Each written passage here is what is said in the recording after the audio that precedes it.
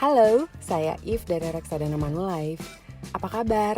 Di podcast Mami kali ini kita ngomongin FOMO yuk, the fear of missing out. Banyak orang yang suka gak terima gitu kalau disebut FOMO.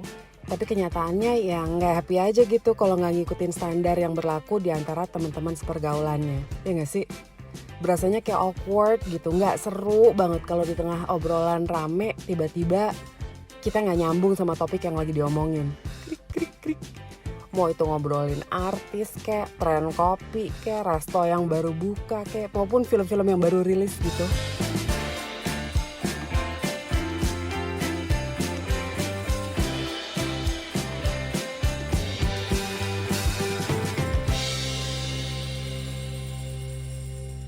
Nah itu tuh yang bikin kita suka ngabisin waktu banyak banget dan duit banyak banget untuk tetap update dengan bahan obrolan terkini. Banyak loh teman aku yang mesti banget nonton film saat masih premier, katanya supaya gak keduluan orang gitu. Atau yang bela-belain bayar menu makanan ratusan ribu demi gak dibilang cupu atau jarang piknik. Dan sedihnya yang ginian nih suka kita tularin juga ke anak-anak kita, yang terus jadi ikut-ikutan juga harus paling depan, paling update dalam hal macam-macam. Kayak tujuan liburan lah, fashion, mainan, jajanan. Ya, fenomena FOMO atau the fear of missing out tadi tuh benar-benar jadi faktor penting yang menentukan cara kita hidup. Sekaligus jadi faktor penting juga yang mempengaruhi cara kita ngelola duit. Ketakutan kita dibilang manusia jadul lah, cupu lah, gak gaul lah, sering bikin kita ngegeser prioritas kita. Sehingga benda-benda yang sebenarnya kurang penting malahan jadi super penting gitu loh di mata kita. Begitu gajian, begitu terima duit nih, yang pertama kali kita lakukan adalah bales dendam kesumat yang udah tertahan sebulan penuh untuk segera cari tahu tren terkini. Terus hal-hal yang semestinya jadi prioritas dalam hidup malahan kita tunda, kita geser, atau malah dilupain sama sekali. Tujuan-tujuan kayak nabung buat sekolah si kecil, bekal pensiun, niatan mau studi S2, ngumpulin modal buat usaha, malah jadi kalah penting gitu dibanding status Miss Gaul atau Mister Tahu segala-galanya. Jadi FOMO pasti jelek dong. Enggak juga, sebenarnya FOMO kita bisa bikin jadi hal yang positif loh. Ketakutan kita akan ketinggalan dibanding orang lain bisa kita bikin jadi hal yang positif. Caranya, nomor 1, sadarin dulu bahwa yang namanya FOMO itu pasti ramean. Ya gak mungkin lah ya kita FOMO sendirian. Pasti ada diri kita versus orang lain. Mungkin itu satu, mungkin itu banyak teman-teman kita yang standar kekerenannya ikut-ikutan kita anut. 2, coba berhenti saingan sama gerombolan yang konsumtif kayak begini.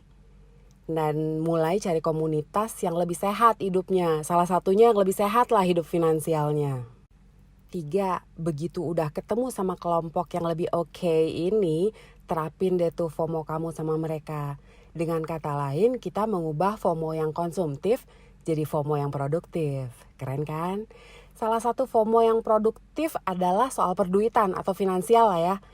Jadi daripada FOMO soal jajanan-jajanan gak jelas, kenapa sih kita gak FOMO soal gimana bikin hidup kita di hari esok lebih cakep daripada hari ini? FOMO deh soal hidup di masa depan.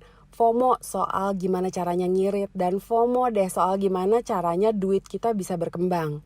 Kepoin soal investasi, kepoin soal reksadana. Gratis kok ilmunya, nanya aja juga gak bayar. Untuk kepoin reksadana, nyicipnya juga bahkan bisa mulai dari ceban. Murah kan dibanding restoran? BTW ya, siapa yang bisa mastiin gerombolan FOMO kamu yang sekarang ini, gerombolan FOMO konsumtif kamu yang sekarang ini, isinya orang-orang konsumtif semua? Jangan-jangan mereka sebenarnya udah melek finansial, udah jago investasi semua, udah punya bekal hari depan semua, cuman kamunya aja yang gak tahu. Lalu, sementara kamunya tenang-tenang, berasa banyak teman yang masih gaya-gayaan, hidup banyak jajan, ternyata mereka semua udah aman finansialnya. Gak wajib juga kan mereka cerita sama kamu.